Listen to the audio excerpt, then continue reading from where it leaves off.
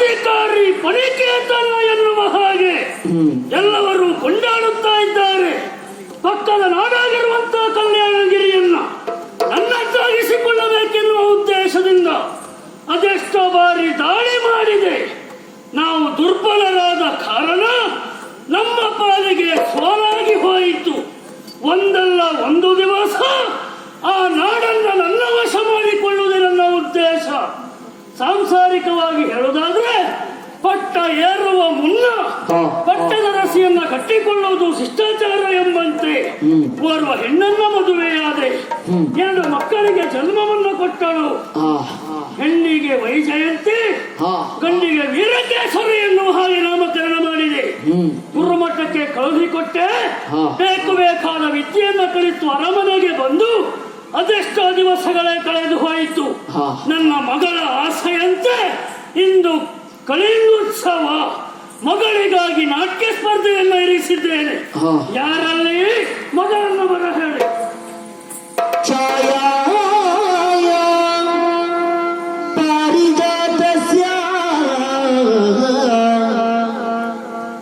ಹೇಮ ಸಿಂಹಾಸನೋಪರಿ ಚಂದ್ರಾನನ ಚತುರ್ಬಾಹು ಶಿವ ಸಾಂಕಿತಮಕ್ಷಸಂ ರುಕ್ಮಿಣೀ ಸತ್ಯಭಾಮಂ ಸಹಿತಂ ಕೃಷ್ಣಂ ಆಶ್ರಯೇ ಕೃಷ್ಣಂ ಆಶ್ರಯೇ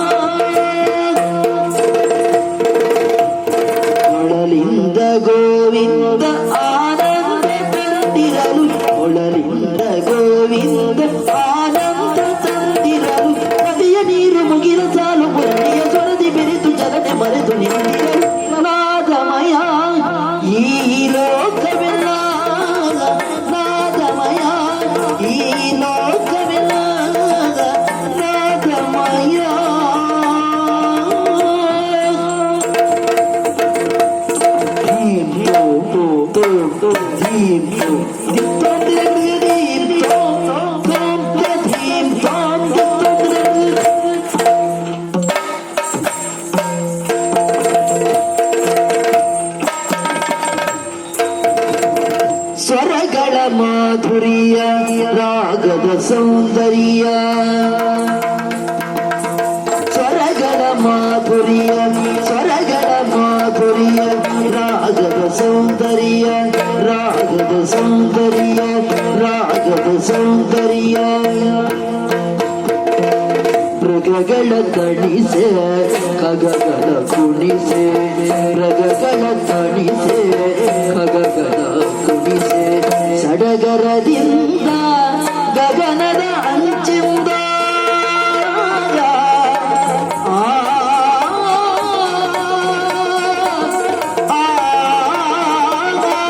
ಸಡಗರದಿಂದ ಗಗನದ ಅಂಚಿಂದ ಸಡಗರದಿಂದ ಗಗನದ ಅಂಚಿಂದ ಸುರರು ಬಂದು ಹರಿಯ ಕಂಡು ಗರುಡದಿ ನಡೆಯ ಸರ್ಗ ನೋಡ ನಾದಮಯ ಈ ಲೋಕವೆಲ್ಲ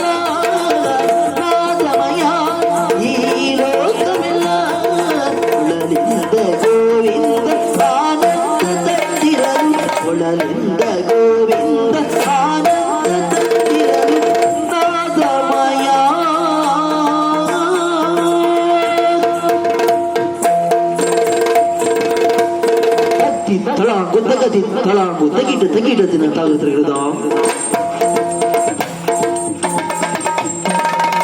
ತಪ್ಪಿ ತಳಾಂಗು ತಗಿಟ ದಿನ ತಾಗುತ್ತಿರುವುದ ತಗಿಟ ದಿನ ತಾಗುತ್ತಿರುವುದ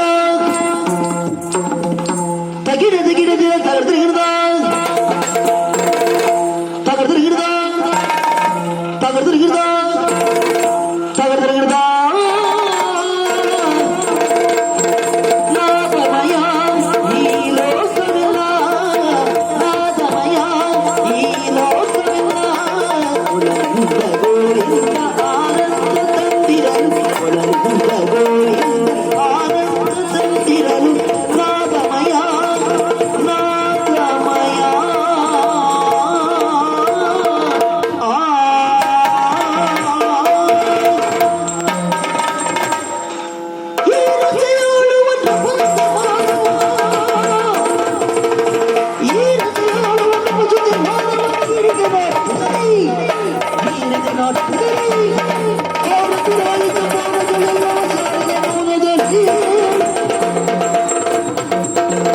ಎಲ್ಲ ಹುಡುಗ ಅಪ್ಪ ನಿನ್ನ ಧೈರ್ಯವೇ ಮಕ್ಕಳಿಗಾಗಿ ನಾಟ್ಯ ಸ್ಪರ್ಧೆಯನ್ನು ಇರಿಸಿದವನು ಒಮ್ಮೆಲೆ ಪ್ರವೇಶ ಮಾಡಿದೆಯಲ್ಲ ಬಂದದ್ದು ತಪ್ಪು ಅಂತಲ್ಲ. ಆದ್ರೆ ನಾನು ಒಂದು ನಾಡಿನ ದೊರೆ ಇಲ್ಲೇ ಕುಳಿತುಕೊಂಡಿದ್ದೇನೆ. ಬಂದವ ನನಗೊಂದು ನಮಸ್ಕಾರ ಕೊಡಬೇಕೆನ್ನುವಂತ ಸಾಮಾನ್ಯ ಜ್ಞಾನವೂ ಇಲ್ಲವೇನು? ನರ್ತನ ಮಾಡುವುದಕ್ಕೆ ತೊಡಗಿದ ಕಾಲಕ್ಕೆ ಸಭಾ ವಂದನೆ ಎನ್ನುವ ಹಾಗೆ ಸರ್ವಜ್ಞೋ ನಮಃ ಎನ್ನುವ ಹಾಗೆ ನಮಸ್ಕರಿಸುವುದು ಕ್ರಮ. ನಮಸ್ಕಾರ ಕೊಟ್ಟಲ್ಲಿಗೆ ಎಲ್ಲವರಿಗೂ ಬಂದಿತ್ತು ಸಿಗುತ್ತದೆ ಎನ್ನುವ ಹಾಗೆ ನಾನು ಭಾವಿಸಿಕೊಂಡದ್ದು ಶಾಸ್ತ್ರ ಇರುವುದು ಹಾಗೆ ನನಗೆ ಸೇರಲಿಲ್ಲ. ಈ ವರ್ಷ ಪ್ರತ್ಯೇಕವಾಗಿ ಆಚೆ ಕರೆದು ನಿಮ್ಗೆ ಕೊಡಬೇಕು ಅನ್ನುವಂತ ಪದ್ಧತಿ ಉಂಟು ಅಂತ ನನಗೆ ಗೊತ್ತಿಲ್ಲ. ಇದು ನಿಮಗೆ ಯಾವ್ದು ತಗೊಳ್ಳಿ ಅಂತ ಹೇಳಿದ್ರೆ ನನಗೆ ಬಂತದ್ದು. ಸರಿ, ನಿಮ್ಗೆ ಅನುಕೂಲತೆ ಇದ್ದ ಹಾಗೆ ಮಾಡ್ತೀವಿ ಅಂತೀರಿ ನನಗೆ ಗೊತ್ತಿಲ್ಲ ಅಲ್ಲ. ನೀನು ಬರಲೇಬೇಕು ಎನ್ನುವ ಹಾಗೆ ಕರೆಯನ್ನು ನಾನು ಕೊಡ್ಲಿಲ್ಲ. ಆದ್ರೂ ಬಂದಿದ್ದೀಯ. ಬಂದವ ನಾಟ್ಯ ಮಾಡಿದ್ದೀಯ. ಆಯ್ತಪ್ಪ, ನಿನ್ನ ನಾಟ್ಯದ ಬಗ್ಗೆ ನಾನು ಸಂತೋಷವಾಯಿತು. ಆದ್ರೆ ನಾನು ಯಾರು? ದೊರೆ. ಹೌದು, ನನ್ನ ಮಗಳು ಇವಳು. ನೀನು ಸ್ವಲ್ಪ ನಾಟಕ ಮಾಡಿ ಸೋತು ಹಾಗೆ ಅಭಿನಯ ಮಾಡಿದ್ರೆ ನಿನಗೆ ಹೋಗುವಾಗ ಎಷ್ಟು ಬೇಕು ಏನು ಬೇಕಂತ ನಾನು ಕೊಟ್ಟು ಕಳಿಸುದಿಲ್ವಾ? ನನ್ನ ಮಗಳು ಇಲ್ಲಿಯವರೆಗೆ ಗುರುಮಠದಲ್ಲಿದ್ದವಳು ಅರಮನೆಗೆ ಬಂದಿದ್ದಾಳೆ. 4 ಜನರಿಗೆ ಪ್ರಚಾರ ಆಗಬೇಕು ಎನ್ನುವ ಉದ್ದೇಶಕ್ಕಾಗಿ ನಾಟ್ಯವನ್ನು ಇರಿಸಿದವ. ಪ್ರಥಮದಲ್ಲೇ ತೆಗೆದು ಬಿಟ್ಟವ. ಆಯ್ತಲ್ಲ, ಇನ್ನೆಂತದ್ದು? ಹೌದು, ಇದಕ್ಕೆ ಬೇಸರ. ಅಚ್ಚರಿಯ ನಡೆಯತಕ್ಕೆ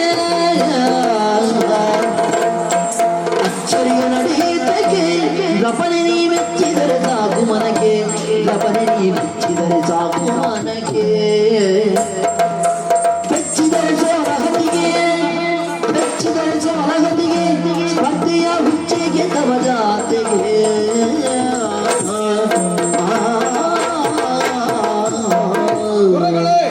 ನಿಮ್ಮಲ್ಲಿ ಹೀಗೊಂದು ಪದ್ಧತಿ ಉಂಟು ಎನ್ನುವುದು ನನಗೆ ದೇವರಾಣೆಯಾಗಿ ಗೊತ್ತಿಲ್ಲವಾಗಿತ್ತು. ಯಾಕಂದ್ರೆ ರಂಗ ಪ್ರವೇಶ ಮಾಡುವುದಕ್ಕೆ ಪ್ರಾರಂಭಿಸಿದವಳು ನಿಮ್ಮ ಮಗಳು. ನೀವೇ ಹೇಳಿದಾಗೆ ಕಳಿಂಗೋತ್ಸವದ ಈ ಸಂದರ್ಭದಲ್ಲಿ ನಾಟ್ಯ ಸ್ಪರ್ಧೆ ಉಂಟು, ಎಲ್ಲರೂ ಬರಬೇಕು ಎನ್ನುವ ಹಾಗೆ ಆಹ್ವಾನ ಕೊಟ್ಟದ್ದು ನೀವೇ. ಸಭೆಯಲ್ಲಿ ಕುಳಿತು ನಿಮ್ಮ ಮಗಳ ನಾಟ್ಯವನ್ನು ನಾನು ಕಾಣುತ್ತಾ ಇದ್ದೆ. ಆ ನಾಟ್ಯದಲ್ಲಿ ಕೆಲವು ಲೋಪದೋಷಗಳು ಆದದ್ರಿಂದ ಅದನ್ನು ಸರಿಪಡಿಸಬೇಕು ಎಂಬ ಕಾರಣಕ್ಕಾಗಿ ಮತ್ತೆ ವಾತಾವರಣಗಳು ಹಾಳಾಗಬಾರದು ಎಂಬ ಉದ್ದೇಶದಿಂದ ಎಲ್ಲರೂ ಸಾವಿರ ಸಂಖ್ಯೆಯಲ್ಲಿ ಸೇರಿದ್ದಾರೆ ಜನರೆಲ್ಲ ನೋಡಿ. ಹಾಗಿರುವಾಗ ಅವರೆಲ್ಲವರಿಗೂ ಸಹ ನಿಮ್ಮ ಮಗಳು ನಾಟ್ಯ ಮಾಡುತ್ತಿರುವ ಕಾಲಕ್ಕೆ ತಪ್ಪಿದ್ದು ಗೊತ್ತಾಗಬಾರದು ಎಂಬ ಉದ್ದೇಶದಿಂದ ಮಧ್ಯದಲ್ಲಿ ನಾನು ತೊಡಗಿಕೊಂಡು ಬರುತ್ತೇನೆ. ಅದರ ಜೊತೆಯಲ್ಲಿ ನೀವೊಂದು ಮಾತನ್ನು ಹೇಳಿದ್ರಿ, ನಾನು ಒಂದು ಏನಾದ್ರೂ ಕೊಡ್ತಾ ಇದ್ದೆ, ನೀನು ಸೋತಾಗಿ ನಟನೆ ಮಾಡಿ ಹೋಗಬೇಕಿತ್ತು ಅಂತ ಹೇಳಿದ್ರಿ. ನಿಜವಾದ ಕಲಾವಿದನಾದವನು ಗುಣ ಅದಲ್ಲ ಸ್ವಾಮಿ. ರಂಗ ಪ್ರವೇಶ ಮಾಡಿರ್ತ ಕಲಾವಿದನಾದವನು ಒಬ್ಬ ನಿಷ್ಠಾವಂತರ ಹೋದಂತಾದ್ರೆ, ಶ್ರದ್ಧಾಪೂರ್ವಕವಾಗಿ ರಂಗದಲ್ಲಿ ಕೆಲಸ ಮಾಡುವನು ಹೋದಂತಾದ್ರೆ ಯಜಮಾನರು ಎಷ್ಟು ಸಂಬಳ ಕೊಡ್ತಾರೆ ಅನ್ನೋ ಕಲಾವಿದನಾಗಿ ರಂಗ ಪ್ರವೇಶ ಮಾಡಿದಾಗ ಅದು ಕರ್ತವ್ಯ ಎಂಬ ಹಾಗೆ ಭಾವಿಸಿಕೊಂಡು ಕೆಲಸ ಮಾಡಬೇಕು. ಅದು ಕಲಾವಿದನ ಲಕ್ಷಣ ಮಾತ್ರ ಅಲ್ಲ. ನಿಮ್ಮ ಮಗಳು ರಂಗ ಪ್ರವೇಶ ಮಾಡೋದಕ್ಕೆ ನೀವೇ ಅವಕಾಶವನ್ನು ಕಲ್ಪಿಸಿಕೊಟ್ಟದ್ದು. ಮಾತನ್ನ ಹೇಳಿದ್ರಿ, ನನ್ನ ಮಗಳು ಮೊನ್ನೆ ಮನೆಗೆ ಬಂದದ್ದು ಸ್ವಲ್ಪ ಪ್ರಚಾರ ಆಗಲಿ ಅನ್ನೋ ಕಾರಣಕ್ಕಾಗಿ ಇಂಥ ಕಾರ್ಯಕ್ರಮ ಇಟ್ಟುಕೊಂಡೆ. ನೀವು ನಾಟ್ಯ ಸ್ಪರ್ಧೆ ಅಂತ ಒಂದು ಕಾರ್ಯಕ್ರಮ ಇಡುವುದು ಬೇಡ ಇತ್ತು, ನಾಟ್ಯ ಪ್ರದರ್ಶನ ಎನ್ನುವ ಹಾಗೆ ಒಂದು ಕಾರ್ಯಕ್ರಮ ಇಟ್ಟಿದ್ರೆ ದೇವರಾಣೆಯಾಗಿ ನಾನು ಬರುವುದಿಲ್ಲವಾಗಿತ್ತು. ಮತ್ತೆ ನಾಟ್ಯ ಸ್ಪರ್ಧೆ ಅಂದ್ರೆ ಹೇಗಿರ್ಬೇಕು ಗೊತ್ತಾ? ಹೇಗೆ? ಅಹಂಕಾರ ಇರಬಾರದು, ಹಾ. ನಿರ್ಭೀತಿಯಿಂದ ನಿರ್ಭೀಡೆಯಿಂದ ನಾಟ್ಯವನ್ನು ಮಾಡಬೇಕು. ನಿಮ್ಮ ಮಗಳು ನಾಟ್ಯಕ್ಕೆ ತೊಡಗುತ್ತ ಕಾಲದಲ್ಲಿಯೇ ಒಂದು ಜಾತಿ ನಿಮಗಿದ್ದ ಅಹಂಕಾರ ಅವಳಲ್ಲಿ ಎದ್ದು ಕಾಣ್ತಾ ಇತ್ತು. ಆದ್ದರಿಂದ ಅವಳು ಹೆಜ್ಜೆ ತಪ್ಪುವುದಕ್ಕೆ ಪ್ರಾರಂಭಿಸಿದ್ಲು. ಹಾಗಾಗಿ ಅಚ್ಚರಿಯ ನುಡಿ ಏತಕ್ಕೆ ನೀವೇ ತಪ್ಪು ಮಾಡ್ತಾ ಇದ್ದೀರಿ ದೊರೆಗಳೇ, ನೀವೇ ತಪ್ಪು ಮಾಡ್ತಾ ಇದ್ದೀರಿ. ತಪ್ಪು ಅಂತ ಹೇಳ್ತೀಯ? ಯಾಕೆ ಗೊತ್ತಾ? ಯಾಕೆ? ನಿಮ್ಮ ಮಗಳು ಭವಿಷ್ಯದಲ್ಲಿ ಬೆಳಗಬೇಕಾದವಳು, ಬಾಳಬೇಕಾದವಳು. ಈ ವರ್ಷ ತಾನೇ ರಂಗ ಪ್ರವೇಶ ಮಾಡ್ತಾ ಇದ್ದಾಳೆ. ಈ ವರ್ಷ ಬಂದು ಅವಳನ್ನು ದೊಡ್ಡ ಪ್ರಚಾರ ಕೊಟ್ಟು ಅವಳು ಭವಿಷ್ಯ ಒಂದು ತೆಗಿಬೇಡಿ. ನಾಡ್ದೊಂದು ಕಾರ್ಯಕ್ರಮ ಇದೆ ನಮಗೆ, ಅದೇ ನಾಟ್ಯ ವೈಭವ. ಅದು ನಿಮ್ಮವರದೇ, ನಿಮ್ಮ ಕುಟುಂಬದವ್ರದೇ ಕರೆಸಿ ನಾಟ್ಯ ವೈಭವ ಮಾಡ್ಬೇಕು ಬಿಟ್ರೆ ನಾನೇ ಮಾಡಿಸು. ಹಾಗಾದ್ರಿಂದ ನಿಮ್ಮ ಮಗಳ ಭವಿಷ್ಯವನ್ನು ನೀವೇ ಕೊಲ್ತಾ ಇದ್ದೀರಿ. ಹೀಗೆಲ್ಲ ಹಾಳು ಮಾಡಬೇಡಿ. ಇವತ್ತು ರಂಗ ಪ್ರವೇಶ ಮಾಡಿದ ಕಲಾವಿದರನ್ನು ಇವತ್ತೇ ದೊಡ್ಡ ಪ್ರಚಾರ ಕೊಟ್ಟು ಬಿಟ್ರೆ ಅವ ಏನ್ ಮಾಡ್ತಾರೆ ಗೊತ್ತಾ? ನಾಳೆ ಕಲಿಬೇಕಾದ್ರೆ ಇವತ್ತೇ ನಿಲ್ಲಿಸಿ ಬಿಡ್ತಾರೆ. ಆದ್ರಿಂದ ಹಾಗಾಗಬಾರ್ದು. ಭವಿಷ್ಯದಲ್ಲಿ ಬದುಕಬೇಕಾದ ಅವಳಿಗೆ ಪೂರ್ತಿಯಾಗಬೇಕು. ಇವತ್ತು ನಾನು ಕೇಳಿಕೊಳ್ಳುವುದು ರಾಯನೆಂಬುದ ಮರೆತೆಯ ಎನ್ನೆದುರು ಭಯ ಬಿಚ್ಚುತ್ತ ನಿಂತೆಯ, ಎನ್ನೆದುರು ಭಯ ಬಿಚ್ಚುತ್ತ ನಿಂತೆಯ.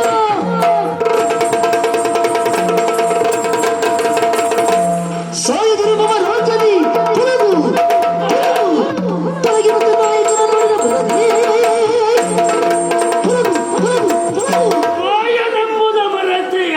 ಇಲ್ಲ ದೊರೆಗಳೇ, ಒಂದು ನಾಡಿನ ದೊರೆ ನಾನು, ನನಗೆ ನಿನ್ನ ಉಪದೇಶ ಅಲ್ವೇನೋ? ಇಲ್ಲ ಹಿತೋಕ್ತಿ ಅಷ್ಟೇ. ಏಯ್, ನನಗೆ ಸೂಚನೆ ಕೊಡ್ಲಿಕ್ಕಿದ್ದಾರೆ ಎಲ್ಲಿ? ಎಷ್ಟೆಷ್ಟೊತ್ತಿಗೆ ಏನೇನ್ ಮಾಡ್ಬೇಕು ಅಂತ. ಅಂದ್ರೆ ಅಷ್ಟು ಸಪ್ತಾಹ ಸೂಚನೆ ಕೊಡ್ಲಿಕ್ಕೆ ಬರುವುದಿಲ್ಲ, ಎಚ್ಚರಾದ ಕೊಡ್ತಾರೆ.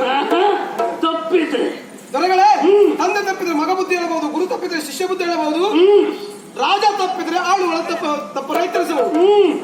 ನೀನು ಈ ಕಳಿಂಗದಲ್ಲಿ ಸಾಮಾನ್ಯ ಒಬ್ಬ ಪ್ರಜೆ, ನೀನು ನನಗೆ ಹೇಳಬೇಕಾದ ಅಗತ್ಯ ಇಲ್ಲ.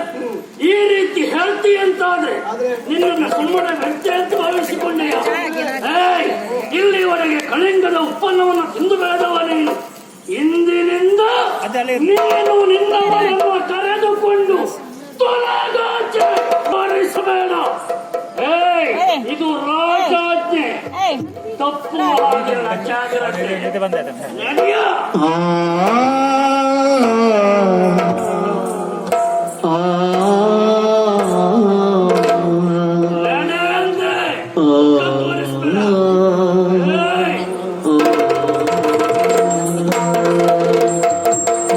ಮಗಳೇ, ಸೋತೆ ಎನ್ನುವ ಹಾಗೆ ಯೋಚನೆ ಮಾಡಬೇಡ. ಸೋಲೆ ಗೆಲುವಿನ ಸೋಪಾನ. ಒಂದಲ್ಲ ಒಂದು ದಿವಸ ನೀನು ಗೆಲ್ತಿ ಎನ್ನುವಂತ ಭರವಸೆ ನನಗುಂಟು. ಆದ್ರೆ ಈ ನಿರಂಜನ ಬದುಕಿದ್ದೆ ಹೌದು ಅಂತಾದ್ರೆ ಒಂದಲ್ಲ ಒಂದು ದಿವಸ ನನಗೆ ಕೇಡು ತಪ್ಪಿದ್ದಲ್ಲ. ನನ್ನ ಒಳ್ಳೆಯ ಮುಳ್ಳು ಈತನನ್ನ ಕೊಂದು ಮುಗಿಸಲೇಬೇಕು. ಬಾ.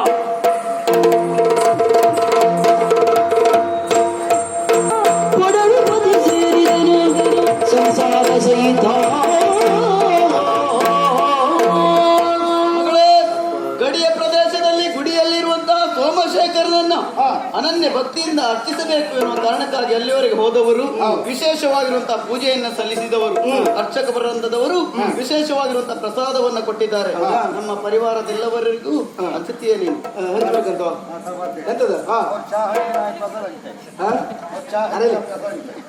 ಅದೆಲ್ಲ ಇಲ್ಲಿ ಮೊದಲು ಯಾರಿಗೆ ಪೂಜೆ ಕೊಟ್ಟದ್ದು? ಯಾರು? ನಿಮ್ಮ ಬನ್ನಿ, ಪೂಜೆ ಕೊಟ್ಟರೆ ಬನ್ನಿ. ಮೊದಲಿಗೆ ನಿಮಗೆ ಪ್ರಸಾದ, ಆಮೇಲೆ ಉಳಿದವರಿಗೆಲ್ಲರಿಗೂ ಆಯ್ತಾ? ಬಲದು ನೋಡಿದ ಮೈಯನ್ನು ಮುಟ್ಟಿದ ನಾಯಿ, ಮೈಯನ್ನು ಮುಟ್ಟಿದ ನಾಯಿ ನಿನ್ನಯ ಕೈಯನ್ನು ಮುರಿದುವೆ, ನಿನ್ನಯ ಕೈಯನ್ನು ಮುರಿದುವೆ. ಮೈಯನ್ನು ಕೇಳುವವರೆಂದು ಮೈಯನ್ನು ಸಾಡಿದಳು. ಏನಾಯ್ತು ಏನಾಯ್ತು ಏನಾಯ್ತು? ಏನಾಯ್ತಮ್ಮ? ನಾಯ್ತಮ್ಮ ನೀನು, ನಾಯ್ತಮ್ಮ ಪ್ರಸಾದ ಕೊಡಬೇಕು ಎನ್ನುವ ಹಾಗೆ ಮುಂದಾದಂತಹ ಸಂದರ್ಭ ಒಮ್ಮಿಂದೊಮ್ಮೆಲೆ ನನ್ನ ಕೈ ಹಿಡಿದದ್ದು.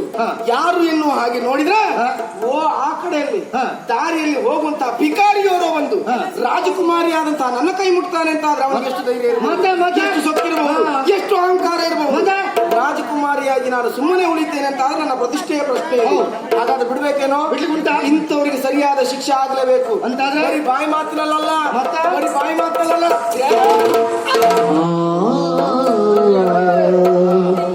ರಾಜಕುಮಾರಿಯ ಮೈ ಮುಟ್ಟಿದ್ದಕ್ಕಾಗಿ ಸಲುವಾಗಿ ಹೆಣ್ಣು ಮಕ್ಕಳ ಮೈ ಮುಟ್ಟು ಚಟವ ನಿನಗೆ ತಗೊಂಡು ಹೋಗ್ತದೆ ಹೋದವರಿಗೆ ಇನ್ಯಾರ್ದ ಮೈ ಮುಟ್ಟು ನೀನು ನಿರಂಜನ ಶ್ವೇತ ಶುಭ್ರವಾಗಿರುವಂತಹ ವ್ಯಕ್ತಿತ್ವ ನಿನ್ನದು ಎನ್ನುವ ಹಾಗೆ ಭಾವಿಸಿದವರು ಅಂದಿನ ದಿನ ನನ್ನ ಉಸಿರನ್ನ ಉಳುಹಿದವ ನೀನಿದ್ದೀಯ ಯಾವುದೇ ಉದ್ದೇಶವಿಲ್ಲದೆ ಇಂತಹ ಕೃತ್ಯವನ್ನ ಎಸಗುವುದಿಲ್ಲ ಎನ್ನುವಾಗ ಮನಸ್ಸು ಹೇಳ್ತಾ ಉಂಟು. ಯಾಕೆ ಹೀಗೆ ಮಾಡಿದ್ದೀಯ? ನಾನು ಹೇಗೆ ಎಂಬುದು ನಿಮಗೆ ಗೊತ್ತೇ ಸಾಕು ದೊರೆಗಳೇ. ಅದೇ ನನ್ನ ಬದುಕಿನ ಸಾರ್ಥಕತೆ ಎಂದು ಭಾವಿಸಿಕೊಳ್ತೇನೆ. ಇಲ್ಲದೇ ಇದ್ರೆ ಹೆಣ್ಣಿನ ಮೇಲೆ ಇದ್ದಂತ ವ್ಯಾಮೋಹದಿಂದ, ಹೆಣ್ಣಿನ ಮೇಲೆ ಇದ್ದಂತ ಚಾಪಲ್ಯದಿಂದಲಾಗಿ ಅವಳ ಕೈ ಮುಟ್ಟಿದ್ದಲ್ಲ ಪ್ರಭು. ವಿರೋಧಿಗಳು ನಿಮ್ಮ ಮಗಳನ್ನ ಸಾಯಿಸಬೇಕು ಎಂಬ ಕಾರಣಕ್ಕಾಗಿ ಹೂವಿನ ಬುಟ್ಟಿಯಲ್ಲಿ ಕಾಳಾರಗ ವಿಷಕಾರುತ್ತ ಕಾಳಾರಗನ ಮರಿಯನ್ನಿರಿಸಿದ್ದಾರೆ. ಎಲ್ಲಿಯಾದ್ರೂ ಅವಳಿಗೆ ಕಚ್ಚಿತ್ತು ಎಂಬ ಕಾರಣಕ್ಕಾಗಿ ಪ್ರಸಾದ ಕೈ ಇಕ್ಕುವಂತ ಮೊದಲು ನಾನು ಕೈ ಹಿಡಿದು ದೂಡಿದೆ ಅಷ್ಟೇ. ದೇವಪ್ಪ ನೋಡು ದೇವ್ರ, ನಾನು ಬಾಳೆಹಣ್ಣು ಅಂತೇಳಿ ಹಗೂರ ಎಲ್ಲಾದ್ರೂ ಬುಟ್ಟೊಳಗೆ ಕೈ ಹಾಕಿದ್ರೆ ನನಗ್ ಕಚ್ಚಿತ್ತಲ್ಲ ಪುಣ್ಯಾತ್ಮ. ಧರ್ಮಕ್ಕೆ ಮದ್ಮಕ್ ದೇವಪ್ಪ ಸತ್ತೋಗ್ತಿದ್ನಲ್ಲ ಮರ. ಹಾವು ಕಚ್ಚಿದ್ರೆ ನಿನಗಂತ ಆಗುದಿಲ್ಲ. ಹಾವು ಕಚ್ಚಿದ್ರೆ ನಿನಗಂತ ಆಗುದಿಲ್ಲ. ಹಾವೇ ಸತ್ತೋಗ್ತಿತ್ತಲ್ಲ. ಯಾಕೆಂದ್ರೆ ಹಾವಿಗೆ ಹಲ್ಲಿನಲ್ಲಿ ಮಾತ್ರ ವಿಷಯನ. ನಮ್ಮ ಮೈ ತುಂಬಾ ವಿಷಯ. ನಂಜಿನ ಮಾತಾಡ್ತಲ್ಲ ನೋಡು ಹಂದಿ ನೋಡು, ಹಂದಿ ನೋಡ. ಹಂದಿ ನಿನ್ನೆ ಕಂಡಿಲ್ಲ. ಅಲ್ಲ ಅಲ್ಲಿ ಸ್ವಲ್ಪ ಹಂದಿ ನೋಡು ಮುಂದೆ. ಅವಾಗ ಹಾವಂದೆ ಈಗ ಇಲ್ಲಿ ನೋಡಂದ್ರೆ ಅಲ್ಲ ಬಟ್ಟೆಯನ್ನು ಹಂದಿ ನೋಡು.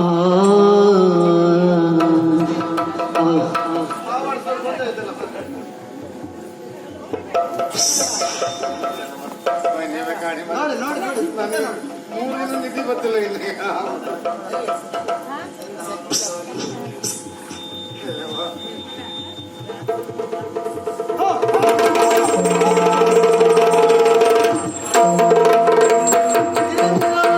ಅಂದು ನನ್ನ ಉಸಿರನ್ನ ಉಳಿದವ ನೀನು, ಇಂದು ನನ್ನ ಉಸಿರಿಗೆ ಪ್ರತಿ ಉಸಿರು ಎನ್ನುವ ಹಾಗೆ ನನ್ನ ಮೊದಲ ಉಸಿರನ್ನ ಉಳಿದವ ನೀನು. ನನ್ನ ಉಪ್ಪನ್ನ ಉಂಡು ಕೂಡ ಇಂತಹ ಕುಹಕ ಕೃತ್ಯವನ್ನ ಮಾಡಿದವರು ನಮ್ಮ ದೇಹದಲ್ಲಿರುವ ಹಾಳು ಮಾಡ್ತದೆ. ನೀನು ಎಲ್ಲಿಯೋ ಕಾಡಲ್ಲಿರುವಂತಹ ವನಸ್ಪತಿಯ ಹಾಗೆ ಉಪಕಾರವನ್ನ ಮಾಡಿದವ, ಜೀವವನ್ನ ಉಳಿದವ. ಕರೆಗಳೇ, ಆವತ್ತು ನಾನು ಉಪಕಾರ ಮಾಡೋದಕ್ಕೆ ಬೇಕಾಗಿ ಪ್ರತಿಯಾಗಿ ಏನಾದ್ರೂ ಕೇಳಿಕೊ ತಾವೇ ಕೇಳಿದ್ದೀರಿ. ಇವತ್ತು ನೀವು ಕೇಳದೆ ಹೋದ್ರು ನಾನಾಗಿ ಕೇಳ್ತಾ ಇದ್ದೇನೆ. ಏನ್ ಬೇಕು? ಸದ್ಯದಲ್ಲಿ ನನಗೆ ಆಶ್ರಯ ಬೇಕು. ಆಶ್ರಯವ ರಾಜಾಶ್ರಯವನ್ನು ಕೊಡ್ತೇನೆ. ಉತ್ತಮವಾಗಿರುವಂತಹ ಪದವಿಯನ್ನು ನಾನು ಕೊಡ್ತೇನೆ.